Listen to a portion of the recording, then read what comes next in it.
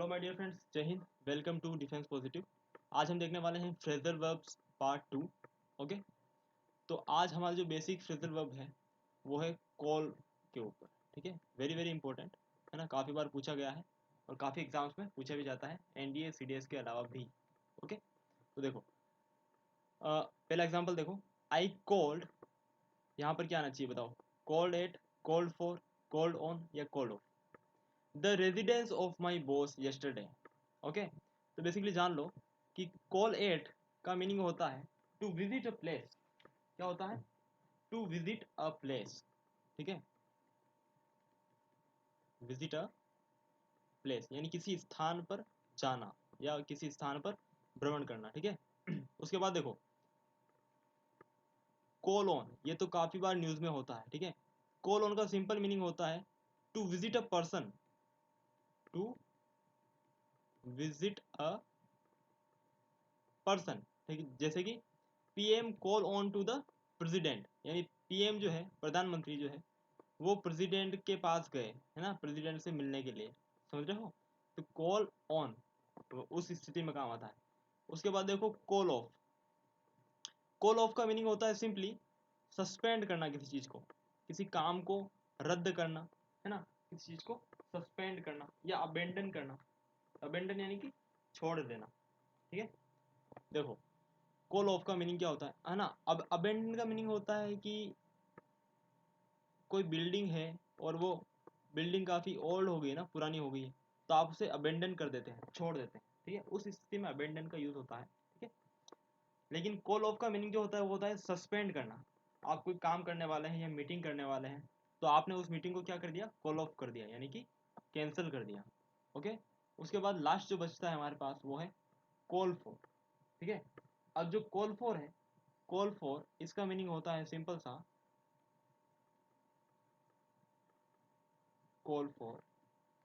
Call for का meaning होता है to show necessity of something, to show necessity of something. Okay, किसी चीज की आवश्यकता को दिखाना। ठीक है, अभी इसका हम एग्जांपल में देखेंगे और अच्छे से क्लियर होगा। ठीक है, चलते हैं आगे। पहले यहाँ पर हम मार्क करते हैं ऑप्शन नंबर ए, बिकॉज यहाँ पर बात हो रही है I called at the residence. अब ये जो है ये कोई व्यक्ति तो है नहीं, क्या है ये? जो कॉल एट द प्लेस, मैंने बताया था ना, कॉल एट का मतलब होता है टू विजिट अ प्लेस, और कॉल ऑन का मतलब होता है अगर यहाँ पे लिखा होता कि I called on to my boss,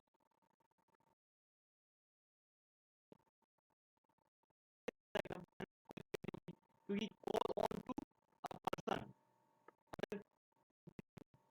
जैसे कि हम उसको बोलते हैं call on, PM call on to the president.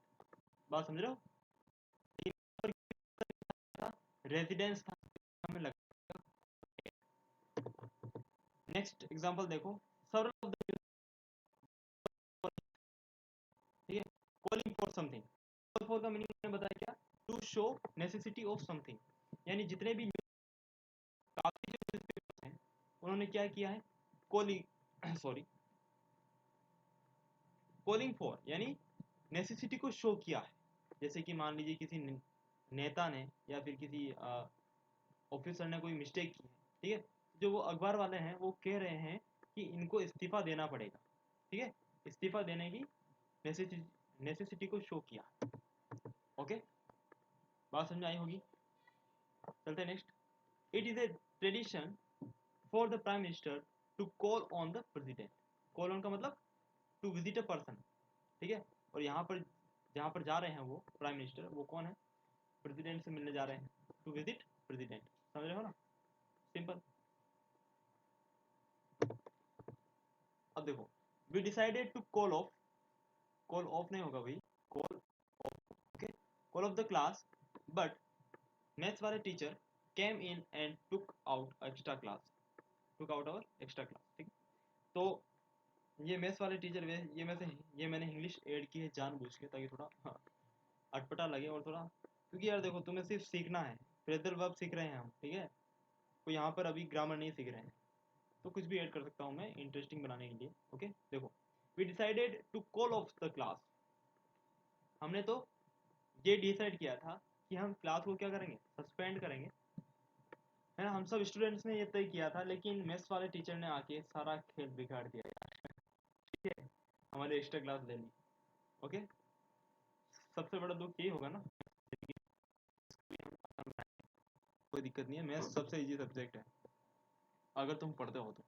The minister was called upon two prove the correctness of the news. ठीक है, कॉल अपॉन का मीनिंग क्या होता है, देख लेते हैं।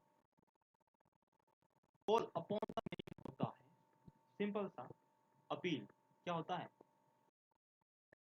ठीक है।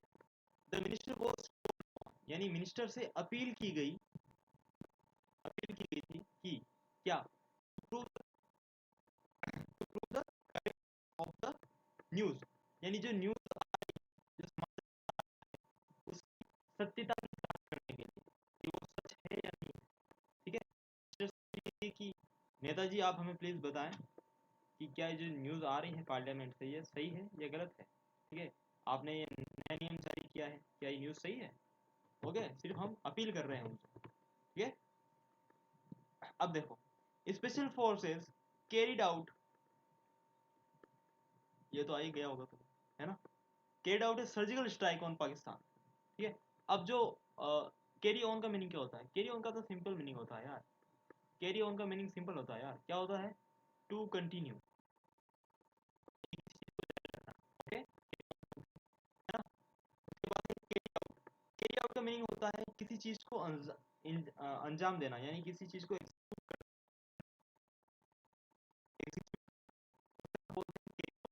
ओके। यहाँ पर स्पेशल फोर्स ने क्या किया है, एक सर्जिकल स्ट्राइक एग्जीक्यूट की है ऑन पाकिस्तान। ओके, ये होता है। ओके, अब कैरी, इसका मीनिंग क्या होता है, कैरी अवे बाई का मीनिंग होता है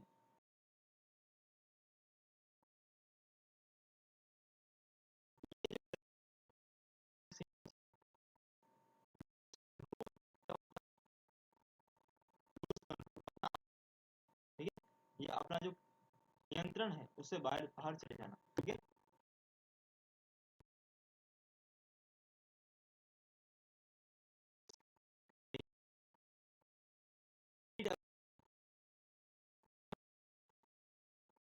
कंट्रोल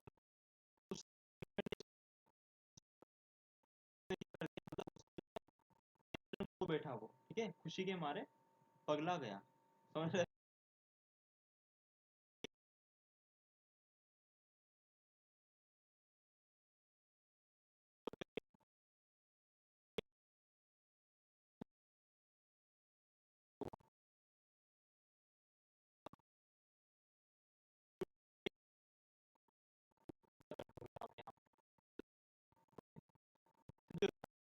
असफलता है वो तुम्हें सफलता का रास्ता दिखाती है।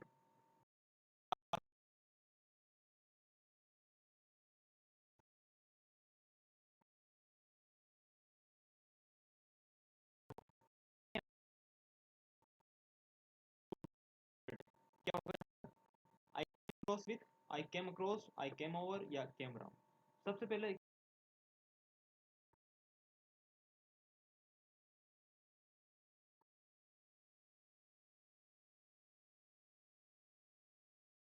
होता है,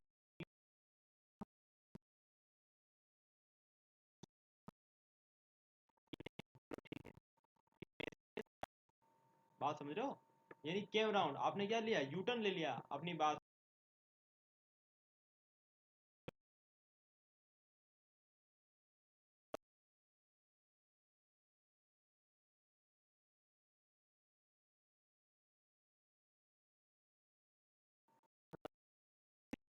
या फिर ठीक है, टू मीट बाई चांस, किसी से बाई चांस मुलाकात हो।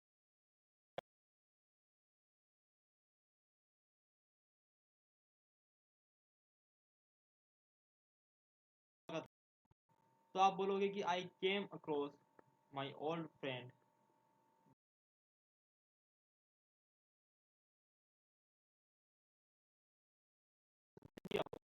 तो ये जो अक्रॉस विथ, ठीक है, कम अक्रॉस विथ होता, दूरी, ओके, याद रखना।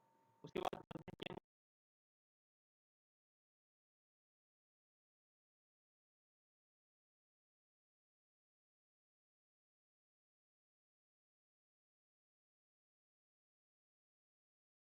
करना, या किसी इंजरी से रिकवर करना, ओके। चलते हैं next.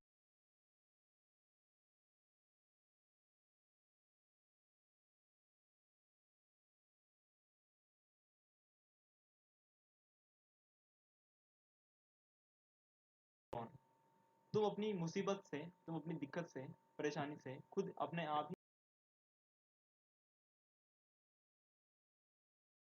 choosing my joining the army, but he came round after my mother convinced him।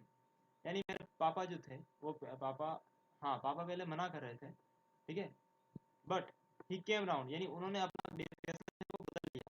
मैंने बताया केम राउंड का मतलब क्या होता है, ठीक है, फैसला बदल लिया। After my mother convinced him, मेरी माँ ने उन्हें मनाया उसके बाद, ओके। रीता कम्स ऑफ, अब देखो कम ऑफ का मीनिंग क्या होता है, कम ऑफ का मीनिंग होता है बिलोंग टू, क्या होता है, बिलोंग टू। तो Rita comes of a family of freedom fighters, जो रीता है वो फ्रीडम फाइटर्स की फैमिली से बिलोंग करती है, ठीक है। अब देखो यहाँ पर रीता के बाद क्या आया है, कम्स आया है। अगर आप कहें कि यहाँ पर ये क्यों नहीं आया, ठीक है, ये बेसिकली जो है V1 है, और जो कम्स है ना, ये है हमारा V5, यानी कि सिंगुलर। V5 यानी बेसिकली सिंगुलर वर्ब है, क्योंकि रीता हमारी सिंगुलर सब्जेक्ट है, तो इसके साथ हम यूज करेंगे सिंगुलर वर्ब जो कि कम्स है, ठीक है। वर्ब के मामले में अलग होता है, नाउन के मामले अगर लगाते हैं, ठीक है। लेकिन अगर आप लिख रहे हैं कम और उसके बाद वर्ब के साथ उल्टा है, ठीक है, जैसे नाउन के साथ आप एस लगाते हैं तो प्लूरल,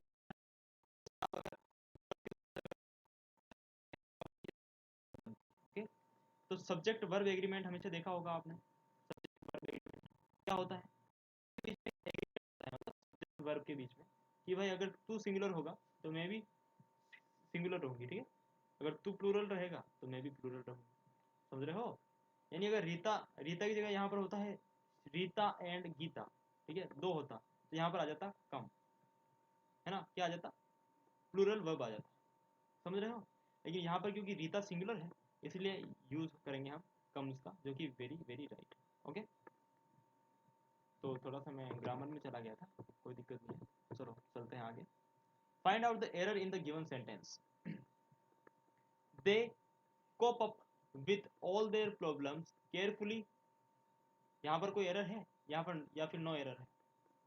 देखो यहाँ पर एरर है पार्ट बी में, है ना, जो कोप अप होता है ना, ये फ्रेजल वर्ब होता है कोप अप, इसका मीनिंग होता है to deal with a problem, to deal with A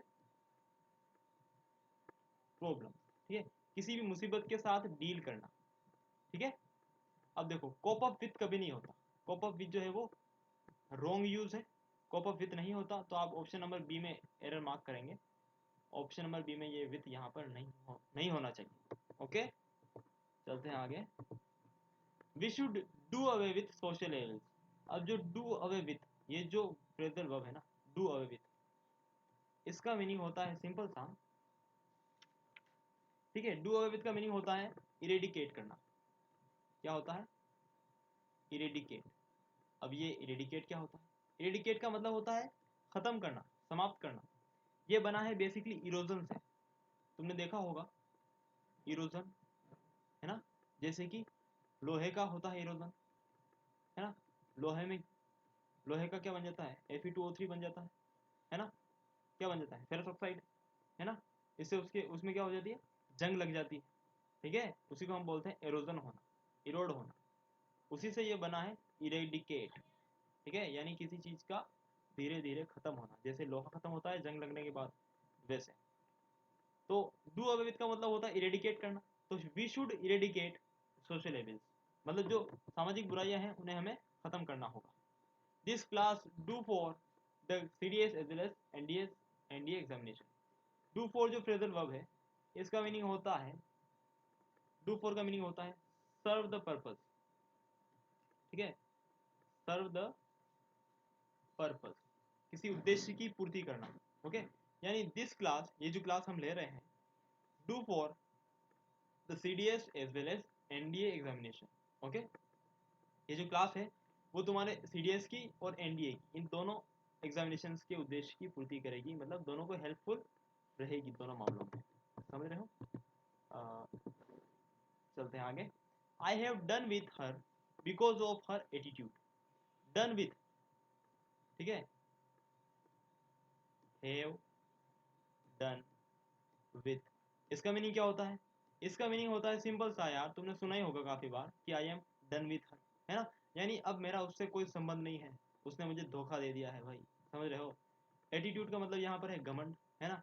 I have done with her because of her घमंड, ठीक है, वो घमंडी है इसलिए मैंने उसे छोड़ दिया, ब्रेकअप कर दिया, ठीक है, BREAK, ब्रेक, है ना। तो डन विथ का मतलब आप ब्रेकअप से भी जोड़ सकते हैं।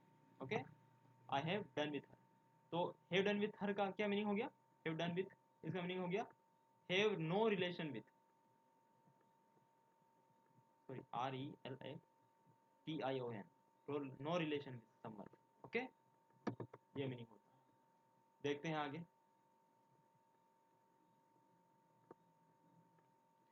He appears to be done for since he has lost heavily in gambling। Gambling का मतलब होता है जुआ, ठीक है, और गैम्बलर मतलब होता है जुआरी, ठीक है। अब देखो, he appears to be done for, done for का, done for का मीनिंग होता है be ruined, ठीक है, ruin मतलब बर्बाद हो जाना, ठीक है, जो ruin होता है ना, ruin RUIN, इसका मतलब होता है खंडहर, खंडहर, टूटे फूटे घर, ठीक है। बी रूइन मतलब बर्बाद हो जाना, ठीक है, पैसों के मामले में बर्बाद हो जाना। तो he appears to be done for since he has lost heavily in gambling, जब से वह जुए जुए में हारा है ना, तब से वह ऐसा लग रहा है जैसे कि वह बर्बाद हो गया है। ओके, तो जुआ नहीं खेलने का। अब चलो आगे। When the terrorist did not give in, अब यहाँ पर एक कंसेप्ट और बता देता हूँ मैं तुम्हें। डिड क्या है? पास्ट की फॉर्म है ना, और डिड के साथ आप हमेशा यूज करते हैं V1, डिड के साथ आप हमेशा यूज करते हैं V1, न कि V2, ठीक है। हालांकि हम पास्ट में V2 यूज करते हैं, जैसे कि पास्ट, टुक, ठीक है, वॉन, है ना, ऐसी चीजें। लेकिन डिड के साथ, डिड जब भी आ जाता है तो डिड क्या है? हेल्पिंग वर्ब है, तो इसके साथ आप हमेशा यूज करेंगे V1। क्या यूज करेंगे? V1। ओके, ये बात याद रहे हमेशा। तो when the terrorist did not give in the give in, the officer shot him down।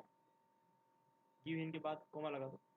give in जो होता है ना, ये एक फ्रेजल वर्ब है, give in, और इसका सिंपल सा मीनिंग होता है सरेंडर। क्या होता है? सरेंडर। अब देखो, when the terrorist did not give in, जब टेररिस्ट ने सरेंडर नहीं किया, the officer shot him down, तो ऑफिसर ने उसे शूट कर दिया था। समझ रहे हो? शॉट डाउन करना मतलब शूट कर देना, मार देना। Okay, due to engineering fault the new bridge gave way, gave way, इसका मीनिंग एक तो होता है आपके पास, देखो, गिव अवे। गिव अवे का मीनिंग तो आपने सुना ही होगा, कहीं यूट्यूब पे काफी बार देखा होगा कि टेक्निकल गुरुजी जो हैं वो क्या करते हैं? गिव अवे करते हैं, ठीक है, यानी चीजों को बांटते हैं, डिस्ट्रीब्यूट करते हैं। गिव अवे का मतलब होता है टू डिस्ट्रीब्यूट समथिंग। ओके, लेकिन यहाँ पर है गेव वे, है ना, गेव वे।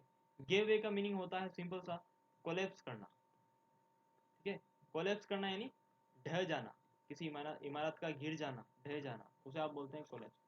तो देखो, ड्यू टू इंजीनियरिंग फॉल्ट, यानी इंजीनियरिंग में खराबी होने के कारण, द न्यू ब्रिज गेव वे, जो नया ब्रिज था वो ढह गया। समझ रहे हो? तो we are done with our today's phrasal verbs. Okay, और अब हम मिलेंगे कल के वीडियो में, ठीक है, तब तक के लिए बाय। जय हिंद और and the most important thing is do revise. Okay guys, bye, जय हिंद, मिलते हैं कल।